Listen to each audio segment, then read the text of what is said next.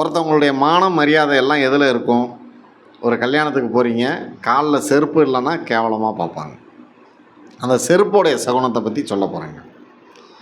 செருப்பு நீங்கள் நடந்து போகும்பொழுது அந்த செருப்பு அருந்ததுன்னா நீங்கள் போகக்கூடிய காரியத்தில் ஏமாற்றத்தையும் துன்பத்தையும் கொடுக்குங்க.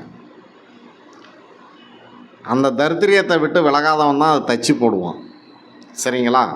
ரெண்டாவது, செருப்பு தொலைந்து போனால், சுப நிகழ்ச்சி நடக்கும் இடத்தில் தொலைந்து போனால், அப்பொழுது நடந்த கர்ம காரியத்தில் இருந்து உங்களுக்கு விடுதலை என்றும், கோவில்களில் செருப்பு காணாமல் போனால் முன் ஜென்மத்தில் செய்த பாவ வினை உங்களை விட்டு விலகுது என்றும், கர்மா வீட்டில் உங்கள் செருப்பு காணாமல் போனால்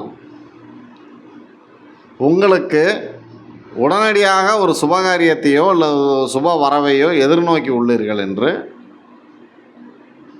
பலன் சொல்லுகிறது.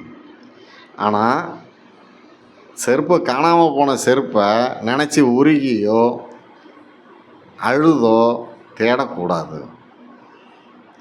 ஒரு செருப்பு கிடைச்சதுன்னா இந்த பலன் எல்லாமே மாறி போயிடும். அப்போ புது செருப்பு வாங்கிடுங்க. நன்றி, நமஸ்காரம்.